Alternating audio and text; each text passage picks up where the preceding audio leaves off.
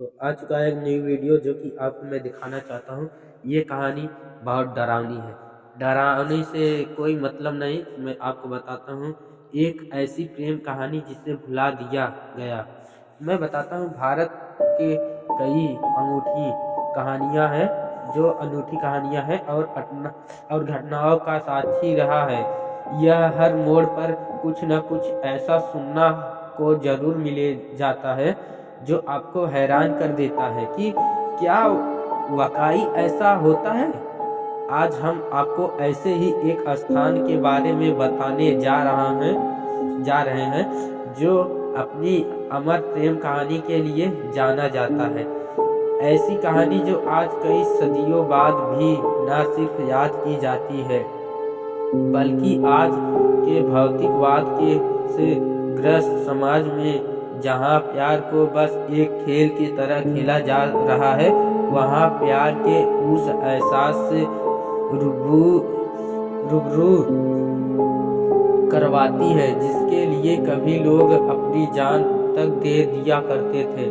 यह कहानी मांडू की रानी रूपमती और बाज बहादुर की है। इतिहास के पन्नों में दर्ज मांडू मध्य प्रदेश स्थित है। रूपमती का महल एक समय पहले तक बेहद खूबसूरत हुआ करता था, इतना कि कोई भी उसे देखकर अपनी आंखों पर विश्वास न कर पाए कि क्यों वाकई कोई इमारत इतनी बेहतरीन हो सकती है।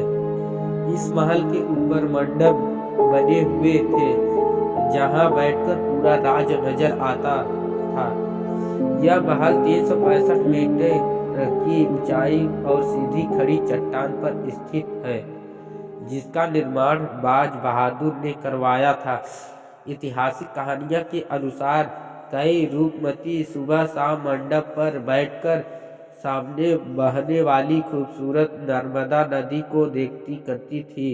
महल के नीचे की ओर एक और महल है जिसे बाज बहादुर महल कहा जाता था, और इस महल से रानी रूपमती का मंडल बहुत खूबसूरत नजर आता था। ऐसा माना जाता है कि जब रानी मंडप में होती थी तब बाज बहादुर को अपने महल के झरोखे से रूपमती को घंटों निहारा करता था।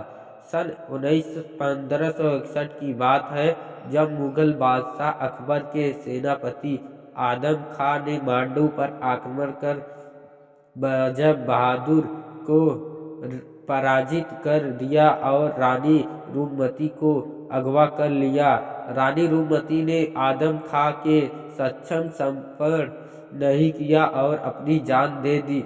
इस घटना के बाद रानी रूपमती और बाज बहादुर की प्रेम कहानी अमर हो गई और अकबर ने ही इन दोनों की प्रेम कहानी को लिखित रूप प्रदान करवाया।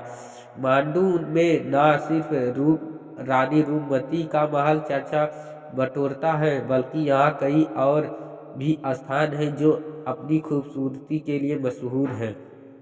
मांडू के मस्जिद भारतीय इस्लामी स्थापत्य कला के बेजोड़ उदाहरण है। इसके अलावा दो अन्य महल जहाज महल और हिंडोला महल भी सदैव के उत्कृष्ट नमूने हैं। मांडू स्थित और सिर्फ महल की कहानी भी अजीब है।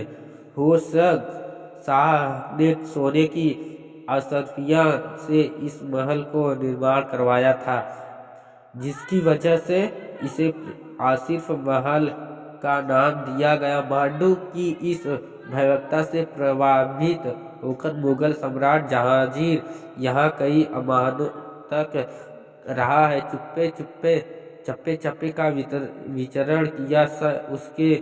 उसने अपने प्रवास के दौरान कई भवनों का न सिर्फ निर्माण करवाया, बल्कि कई पुरानी इमारतों की मरम्मत भी करवाई। वर्ष 1732 में मल्हार राव के निवेत्र मवाली माराठा सेना ने मांडू के मुगल गवर्नर को पराजित कर इस राज्य पर कब्जा कर लिया। तब से लेकर राजशाही के अंत तक मांडू पर मराठों का ही राज रहा है। आज़ादी के बाद जब मांडू की रियासत पर सरकार की आधी हुआ तब वहाँ मालवा पर्यटन रिसॉर्ट बनवाया गया। मांडू की खूबसूरती का कोई निशानी नहीं है। वजह है कि आज हर साल देश विदेश के कई सैलानी आते हैं। ये दोस्तों कहानी कैसी लगी? कहानी आपको अच्छी लगी होगी तो चैनल को सब्सक्राइब कर लेना, लाइक कर देना, शेयर कर देना। ऐसे वीडियो पाने के लिए बेल आइकन को भी दबा देना। तो फिर से मिलेंगे अगले वीडियो में। वंदे मातरम, जय हिंद।